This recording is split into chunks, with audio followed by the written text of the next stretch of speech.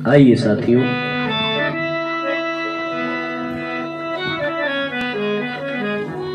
जिस उद्देश्य के लिए हम सब यहां विराजमान हैं उस उद्देश्य पर चर्चा करें। हम सब ये जानते हैं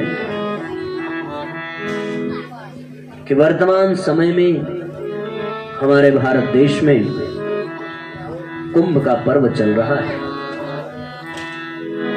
बड़े भाग्य से प्रत्येक 12 वर्ष में एक स्थान पर कुंभ का आयोजन होता है। इस बार कोरोना के संकट के कारण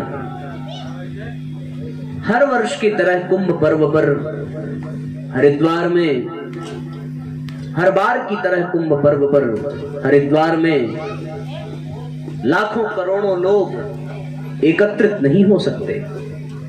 सरकार ने नियम बनाया है और उस नियमावली का हम सबको पालन करना चाहिए। इसमें हमारा ही लाभ है और भारत के जागरूक नागरिक होने के नाते हम सबका ये कर्तव्य भी है। वास्तव में कुंभ पर्व पर करोड़ों की संख्या में श्रद्धालु एकत्रित होते हैं, विशेष तिथियों में स्नान करते हैं, पुण्य प्राप्त करते हैं और फिर वापस अपने घर को आते हैं।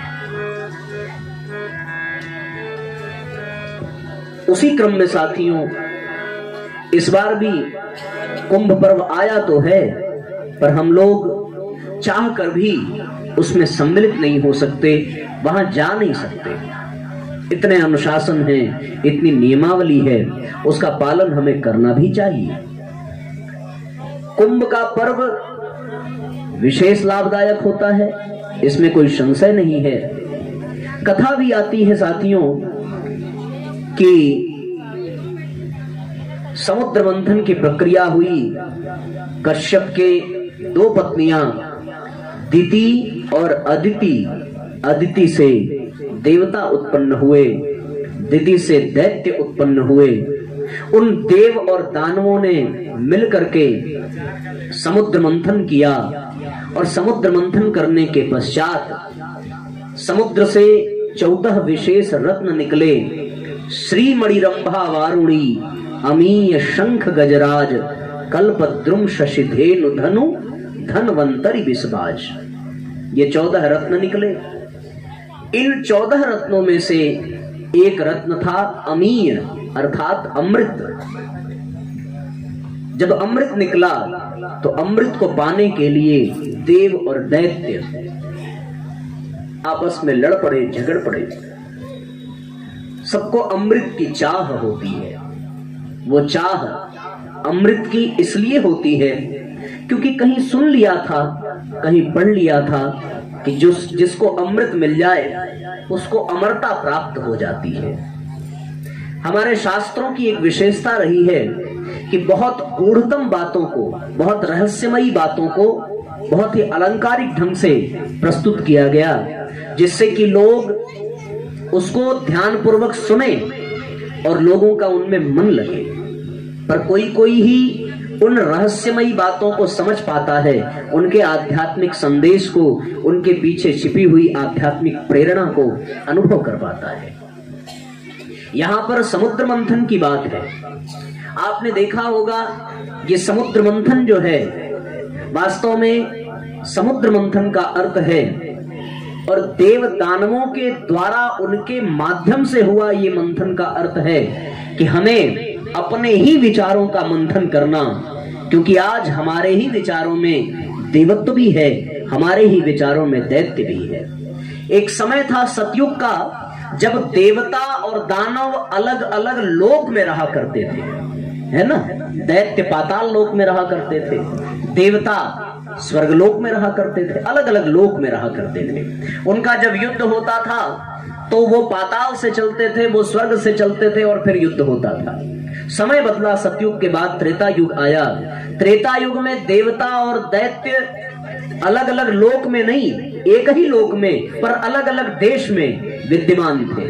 वो लोक पृथ्वी लोक ही था पर देवता भारत में थे और दैत्य जो थे वो श्रीलंका में थे। देश बदल गया पर लोक एक ही था। फिर समय आगे बढ़ा, सतयुग के बाद त्रेता, त्रेता के बाद द्वापर, और साथियों द्वापर युग में अब देवता अलग अलग, देवता और दानव अलग अलग देश में नहीं, एक ही परिवार में होने लगे। और कुरुवंश में ही देवताओं ने भी जन्म लिया और कुरुवंश में ही दानव भी आए। जैसे जैसे समय बढ़ रहा है, देवता और दानवों के बीच का अंतराल मिटता जा रहा है। पहले अलग अलग लोक था, फिर अलग अलग देश हुआ, और अब अलग अलग देश भी नहीं, एक ही देश में और एक ही परिवार में। उसके बाद साथियों कलयुग आया, और कलयुग में एक ही परिवार में नहीं बल्कि एक ही शरीर में, एक ही मन मस्तिष्क में देवता और दानव एक साथ विद्यमान रहने लगे। हमारे इन्हीं विचारों में देवत्व भी है और इन्हीं विचारों में दैत्य भी है। यदि ये विचार स्वार्थ से ऊपर उठकर परमार्थ की डोर पकड़ लें तो ये व्यक्ति देवता बन जाता है, और यही विचार जब निकृष्ट बन जाएं और परमार्थ के पथ से हटकर स्वार्थ के पथ पर चलने लगे, संकीर्णता के पथ पर चलने लगे, लोभ मोह आदि के पथ पर चलने लगे, तो साथियों व्यक्ति दानव बन जाता है। आज देवता और दानवों में बस इतना सा ही अंतराल रह गया है। वो अलग अलग लोक में नहीं है, अलग अलग देश में नहीं है, अलग अलग परिवार में नहीं है, बल्कि एक ही मन मस्तिष्क में है। बड़ा प्यारा गीत है, हम लोगों ने गाया भी है कई बार। इतने राम कहां से लाऊं, हर घर में है रावण बैठा। इतने राम, कलयुग बैठा मार कुंडली, जाऊं तो मैं कहां जाऊं, हर घर में है रावण बैठा। इतने राम कहां से। गीत भी है और ये सत्य भी है।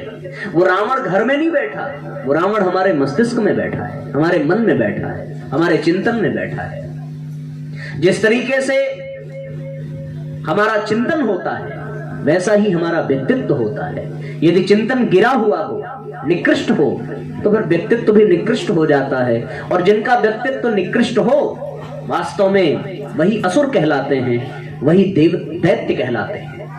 असुर का अर्थ है जो असु में रमण करता हो, असु में रमण करने वाला। असु यानी प्राण, प्राण का अर्थ है देह से, अर्थात जो देह में रमण करता हो, जो देह को ही महत्व देता हो, जिसके नजर में आत्मा का कोई महत्व न हो, परमात्मा का कोई महत्व न हो, वो राक्षस है, वो दैत्य है, वो दानव है। ऐसे जीव को, ऐसे प्राणी को दानव ही कहेंगे। तो यहां जो समुद्र का मंथन हो रहा है, ये समुद्र का मंथन क्या है? समुद्र अर्थात हमारे विचार ही। संसार को सागर कहा गया है, उसी तरह हमारा संसार वैसा ही होता है जैसे हमारे विचार होते हैं। यदि हमारे विचारों में चोरी है तो हमारे संसार में, हमारे समाज में हमारा संबंध चोरों से ही होगा।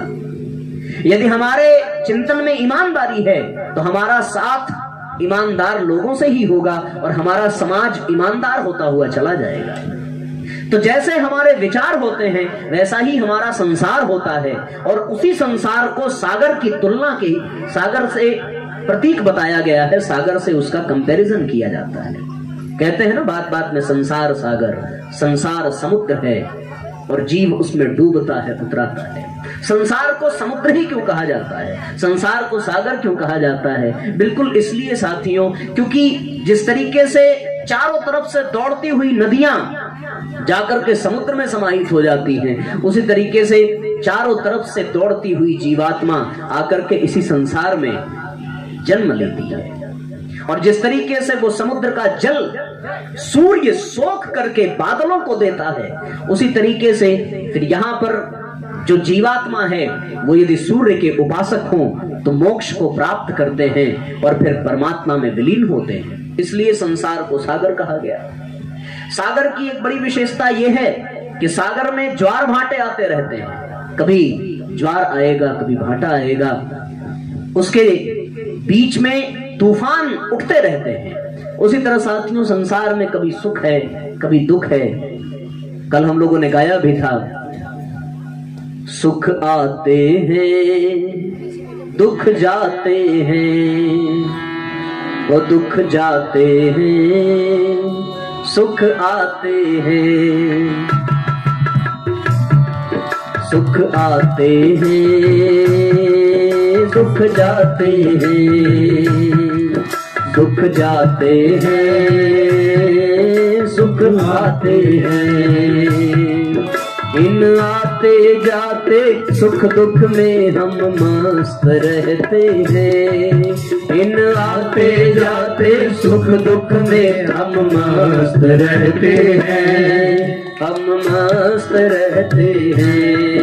इन आते जाते सुख दुख में हम मस्त रहते हैं, हम मस्त रहते हैं। सुख आते हैं दुख जाते हैं, दुख आते हैं सुख जाते हैं। तो जिस तरीके से समुद्र में इस तरह के तूफान उठते हैं, उसी तरीके से साथियों इस संसार में भी ज्वार भाटा आता रहता है और इस संसार में भी सुख दुख आता रहता है। ये होता है, इसलिए संसार की तुलना समुद्र से की गई है। समुद्र का जल बड़ा खारा होता है, मीठा नहीं होता। इस संसार का भी अनुभव है, इस संसार में माया है और ये माया मनुष्य को अपने लक्ष्य से भटकाती है। इस संसार का खारापन यही है कि यहाँ वैष्णवी माया काम करती है और व्यक्ति अपने आत्म स्वरूप को भूल जाता है, उसके जीवन से मिठास चली जाती है, उसके जीवन में सिर्फ खारापन शेष रह जाता है। इसलिए संसार को समुद्र कहा गया। और साथियों व्यक्ति का संसार वैसा ही होता है जैसे उसके विचार होते हैं। और ये जो समुद्र मंथन की बात है, ये व्यक्ति के विचारों की ही बात है। यदि अच्छे विचार की जीत हो तो इसका मतलब उसके जीवन में देवत्व विजयी हुआ, और यदि बुरे विचारों की जीत हो तो इसका मतलब उसके जीवन का दैत्य विजयी हुआ। इन देवताओं और दानवों के बीच चलता रहता है युद्ध, चलती रहती है परंपरा, चलता रहता है संघर्ष। वहां पर मदराचल रूपी मथानी थी, यहाँ मथानी मन की है। जैसे मथानी मदराचल की कभी इधर घूमती है कभी उधर घूमती है, उसी तरह हमारा मन भी कभी देवताओं की तरफ घूमता है कभी दैत्य की तरफ घूमता है। बस ऐसा ही ये परंपरा चलती रहती है, ये समय ऐसे ही चलता रहता है। मन रूपी मथानी गोल गोल घूमती रहती है। यदि वो देवत्व की तरफ घूमे तो दैवीय गुण उपजते हैं, और यदि असुरत्व की तरफ घूमे तो फिर दैत्य वालों गुण उपजते हैं। देवताओं की तरफ घूमे दैवीय गुण मतलब अमृत, जिस अमृत के प्राप्त करने के लिए देव और दानव परस्पर युद्ध करने को तैयार हो गए, उसके पीछे पड़ गए। उसी तरीके से साथियों यहाँ पर भी देव और दानवों के बीच में संघर्ष चलता रहता है। सद्गुण ही अमृत है, सद्ज्ञान ही अमृत है, हमें ये बात गांठ बांध लेनी चाहिए। अमरता की बात हम करते हैं, वास्तव में ये शरीर नश्वर है, इसे कभी अमर बनाया जा ही नहीं सकता। और इस दुनिया में पंचभूतों से बनी हुई प्रत्येक वस्तु विनाश उसका होना निश्चित है, वो नाशवान है, वो अनित्य है, नित्य नहीं है, उसको मिटना ही है। कालो जगत भक्षकः, काल इस जगत को खा रहा है, लीलता जा रहा है।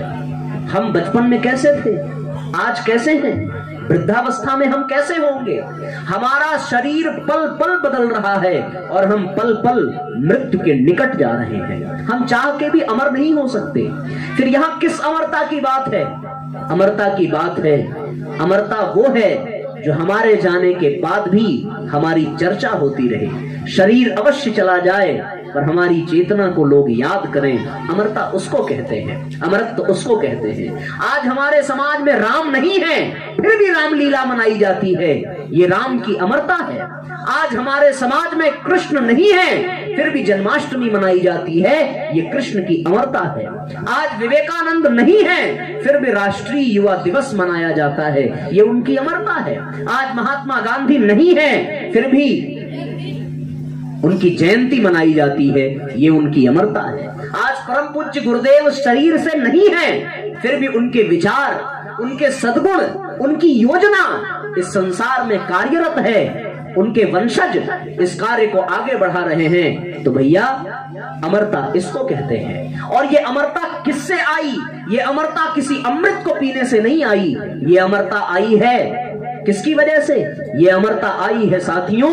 सद्बुद्धि की वजह से, सद्ज्ञान की वजह से, सत्कर्म की वजह से, सद्विचार की वजह से। इसलिए साथियों, समुद्र मंथन का और अमृत का ये जो सार तत्व है, यह आध्यात्मिक प्रेरणा है, इसे हम लोगों को समझना चाहिए। कहा जाता है अमृत की 4 बूंदें गिरी, 4 स्थान पर गिरी और वहीं पर कुंभ का पर्व मनाया जाता है। वास्तव में ये एक प्रकार का बहाना है। ये तो ऋषियों ने विचार किया, यदि वो अमृत की 4 बूंदें न भी गिरती तो भी कुंभ पर्व की योजना बनती, क्योंकि प्रत्येक 12 वर्ष में एक स्थान पर इस तरह के दैवीय सम्मेलन होने ही चाहिए। पर इस बार इस महामारी की वजह से, कुछ अव्यवस्था की वजह से सारे के सारे लोग अधिक से अधिक संख्या में वहां पर पहुंच नहीं सकते, वहां जा नहीं सकते। ऐसे में साथियों, गायत्री परिवार परम पूज्य गुरुदेव ने एक दैवीय योजना बनाई। और वो दैवीय योजना क्या है? वो दैवीय योजना ये है कि यदि व्यक्ति, जीव खुद कुंभ तक नहीं पहुंच सकता, खुद हरिद्वार नहीं जा सकता, तो कुछ ऐसा किया जाए कि कुंभ खुद उस व्यक्ति के घर में आ जाए, हरिद्वार खुद उस व्यक्ति के घर में आ जाए। एक ऐसी योजना, और उस योजना का नाम दिया गायत्री परिवार में, आपके द्वार पहुंचा हरिद्वार। फिर से बोलिएगा, आपके द्वार पहुंचा हरिद्वार। जरा जोर से बोलिए, जय घोष की तरह, आपके द्वार पहुंचा हरिद्वार, आपके द्वार पहुंचा हरिद्वार। इस अभियान का शुभारंभ हुआ शांति कुंज की स्वर्णिम जयंती पर। संयोग ही ऐसा कि शांति कुंज का भी 50 वर्ष पूरा हो रहा है, और ऐसे 50 वर्ष पूर्ण होने पर इस अभियान को गायत्री परिवार ने प्रारंभ किया। आज चारों तरफ एक ही शोर है, एक ही बोलबाला है कि यदि लोग हरिद्वार नहीं आ सकते, यदि लोग कुंभ में आकर के स्नान नहीं कर सकते, तो कुछ ऐसा करें कि कुंभ ही लोगों के घर तक पहुंच जाए, स्वयं हरिद्वार ही लोगों के द्वार तक पहुंच जाए। ऐसी एक योजना बनी, और इस योजना से आज हम परिचित हों और हम सब भी अपने घर में हरिद्वार का स्वागत करें। हम